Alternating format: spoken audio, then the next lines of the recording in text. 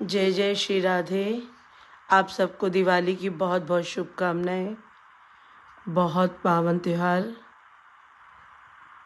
और आज का कार्तिक मास का 15वां दिन और आज ही 15वां अध्याय हम आरंभ करते हैं। राजा पृथु कहने लगे कि हे नारद जी, अब भक्तों के दुखों का नाश करने वाले भगवान की पूजा का कुछ इतिहास वर्णन कीजिए। तब नारद जी कहने लगे, हे पृथु, मैं तुमसे एक पुरातन इतिहास कहता हूँ। चोल नाम का एक राजा कांतिपुर में राज्य करता था। उसी के नाम से चोल देश का नाम पड़ा। उसने बड़े बड़े यज्ञ किए। ताम्रपर्णी नदी के किनारे पर सोने के यज्ञ आरंभ बड़ी शोभा को पाते थे। उसके राज्य में कोई भी दुखी, दरिद्र, पीड़ित अथवा पापी नहीं था। वह एक समय अनेक प्रकार की मणि मुक्ताओं से भगवान की पूजा व प्रणाम करके वहीं बैठ गया। उसी समय उसी गांव के विष्णु शर्मा नाम के एक ब्राह्मण ने बहुत से तुलसी दलों से और जल से भगवान की पूजा की। तुलसी दलों से राजा की पूजन सामग्री सब दब गई। तब राजा ने कुछ क्रोध करके कहा कि हे विष्णु शर्मा, तुमको पूजन का कुछ भी ज्ञान नहीं। तुमने मेरी मणि मुक्ता और सुवर्ण की पूजा की शोभा तुलसी दल से ढककर समाप्त कर दी। ऐसे वचन सुनकर ब्राह्मण कहने लगा, हे राजन, तुम अभिमान युक्त हो, इसलिए भगवान की पूजा नहीं जानते।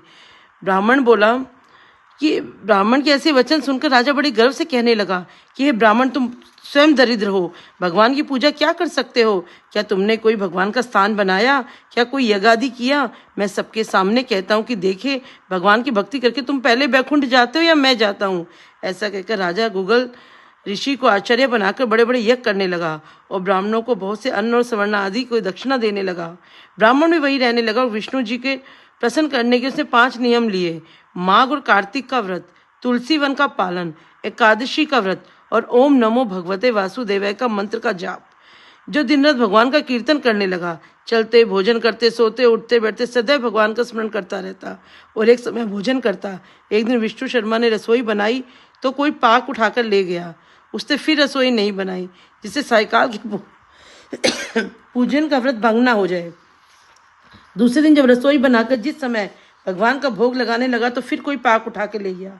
इस प्रकार 7 दिन तक होता रहा। विष्णु शर्मा भूख से अति दुखित हो गया। तब सोचने लगा कि ना मालूम प्रतिदिन कौन हमारा पाक उठा कर ले जाता है। इस भक्तों के आश्रम को छोड़कर जाना भी ठीक नहीं। यदि दूसरी बार भोजन बनावे तो सायकाल का नियम छूट जाता है। तब कैसे भोग लगाएं और कैसे भोजन करें? अच्छा, आज मैं पूरी तरह ध्यान रखूंगा। ऐसा विचार कर एक जगह छिपकर बैठ गया। थोड़ी देर में क्या देखता है कि एक चांडाल, दुर्बल, दीन मुख, जिसके शरीर में केवल हाड़ और मांस ही रह गए थे, पाक उठाकर चलने लगा। ऐसे दुखी को देखकर विष्णु शर्मा के मन में अति दया उत्पन्न हुई और वह कहने लगा, भैया, रूखा भोजन क्यों ले जाते हो?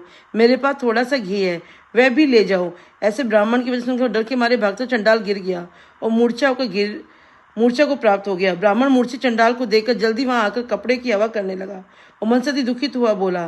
थोड़ी देर में ब्राह्मण क्या देखता है कि चांडाल की जगह पर शंख, चक्र, गदा, पद्म और वनमाला धारण किए हुए, किरीट मुकुट पहने हुए भगवान विष्णु स्वयं वहां पर लेटे हुए हैं। उसी समय ब्राह्मण उनके चरणों में गिरकर दंडवत नमस्कार करने लगा। उसी समय इंद्रादिक वहां पर आ गए। अप्सरा नृत्य करने लगी। वह भगवान के गुणों का वर्णन करने लगी और ऋषि लोग वेद मंत्रों से भगवान की स्तुति करने लगे। तब भगवान ने ब्राह्मण को बड़े प्रेम से आलिंगन किया। उसे सारूप्य मुक्ति देकर अपने साथ विमान में बैठकर बैकुंठ लोक को गए। यह चरित्र देखकर चोल राजा को बड़ा दुख हुआ। उसने अपने आचार्य गुंगल ऋषि से कहा कि जिसके द्वेष से हमने यज्ञादि रचे, वह विष्णु शर्मा तो बैकुंठ को जा रहा है। हमारे ये यज्ञादि सब निष्फल हो गए। भगवान मुझ पर प्रसन्न नहीं हुए। इससे प्रतीत होता है कि भगवान यज्ञादि से प्रसन्न नहीं होते, केवल भक्ति से प्रसन्न होते हैं। राजा आजीवन ब्रह्मचारी रहा। इससे उसके कोई संतान नहीं थी। अतः वह अपना सब राजपाट, धन आदि अपने भांजे को देकर भगवान विष्णु मुझको स्थिर भक्ति दे, ऐसा कहकर अग्निकुंड में गिर गया। यह देखकर गुंगल ऋषि ने क्रोधावेश में आकर अपनी शिखा चोटी उखाड़ ली। तभी से चोल देश में भांजा मामा का उत्तराधिकारी होता है और आज तक गुंगल गोत्र के ब्राह्मण चोटी नहीं रखते। राजा के अग्निकुंड में गिरते ही भगवान उसी समय कुंड में प्रकट हो गए। उन्होंने राजा का आलिंगन करके उसकी सारूप्य मुक्ति प्रदान की। इसके बाद विष्णु शर्मा को पुण्यशील और चोल राजा को सुशील नामक अपना द्वारपाल बना दिया। जय जय श्री राधे, जय जय श्री राधे।